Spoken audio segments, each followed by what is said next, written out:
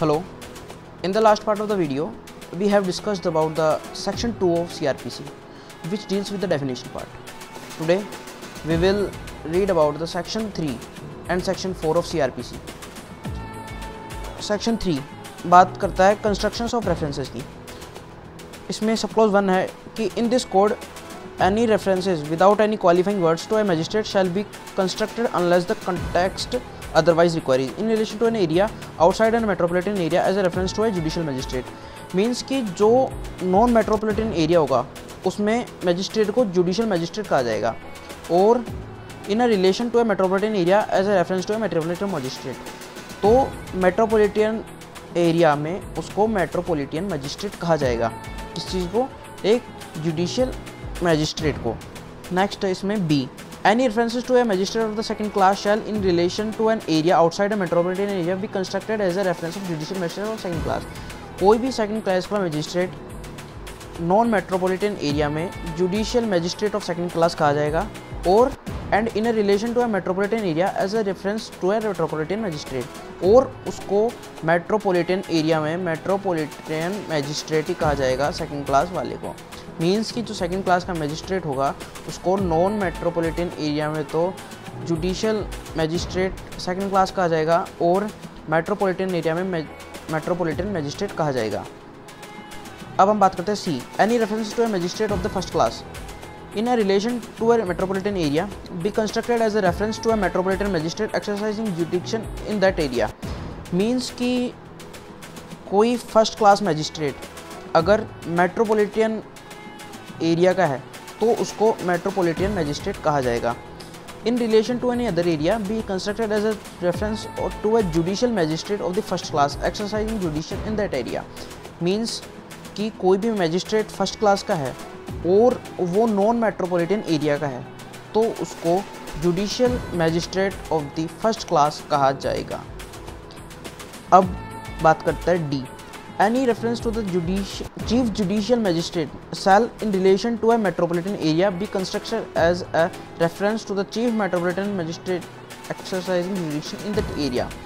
Means कि अगर कोई भी चीफ जुडिशियल मैजिस्ट्रेट है तो उसको नॉन मेट्रोपॉलिटन एरिया में तो चीफ जुडिशियल मैजिस्ट्रेट ही कहा जाएगा और उसी मैजिस्ट्रेट को मेट्रोपॉलिटन एरिया में चीफ मेट्रोपॉलिटन मैजिस्ट्रेट कहा जाएगा.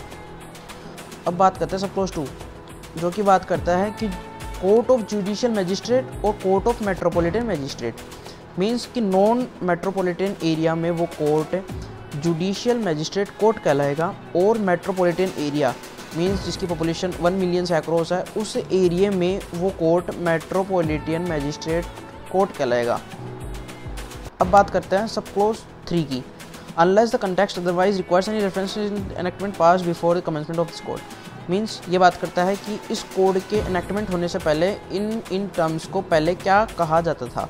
To a magistrate of the first class shall be constructed as a reference to a judicial magistrate for the first class. तो इस एक्ट को लागू होने से पहले फर्स्ट क्लास के मैजिस्ट्रेट को judicial magistrate of the first class कहा जाता था. B. To a magistrate of the second class और of the third class shall be constructed as a reference to judicial magistrate of second class. कोई भी magistrate जो कि second class और third class का था उसे judicial magistrate of second class कहा जाता था. C. To a presidency magistrate और chief presidency magistrate means shall be constructed as a reference respectively to a metropolitan magistrate और chief metropolitan magistrate. एक प्रेसिडेंसी मैजिस्ट्रेट और चीफ प्रेसिडेंसी मैजिस्ट्रेट को metropolitan magistrate और chief metropolitan magistrate कहा जाता था. अब बात करते हैं सपोज 4, जो कि बात करता है where under any law other than this code the function exercise of magistrate related to matter.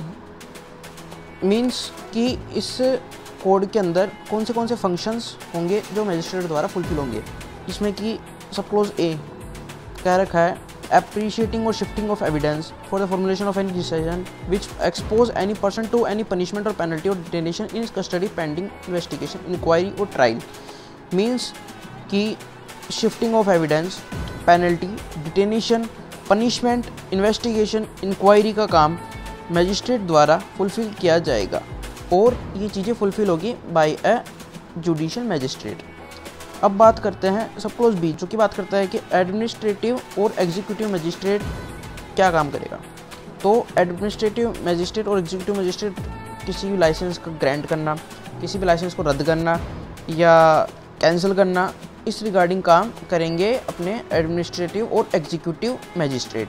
अब बात करते हैं सेक्शन 4, जो कि बात करता है trial of offences under the Indian penal code and other laws. All the offences under the IPC shall be investigated, inquired into, tried and otherwise dealt with according to the provision herein after contained.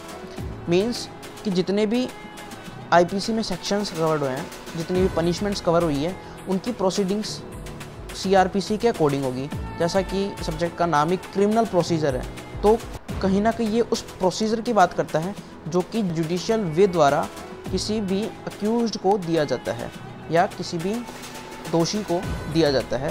Section 4 का सब close to बात करता है कि जो भी sections या जो भी एक्ट्स IPC के अलावा है, मींस कोई भी स्पेशल एक्ट्स है, जैसे पॉक्सो कोर्ट हुआ आपका, तो ऐसे कोर्ट्स अपने प्रोसीजर के हिसाब से अपने कोड को लागू करवा सकते हैं। प्रोसीजर मींस कि अगर उसका प्रावधान CRPC में नहीं है तो वो अपने स्पेशल प्रावधान का यूज़ ले सकते हैं for the enactment of that punishment और एक्ट। आज के लिए इतना ही, इसके आगे हम मिलते हैं नेक्स्ट वीडियो में। तब तक के लिए धन्यवाद।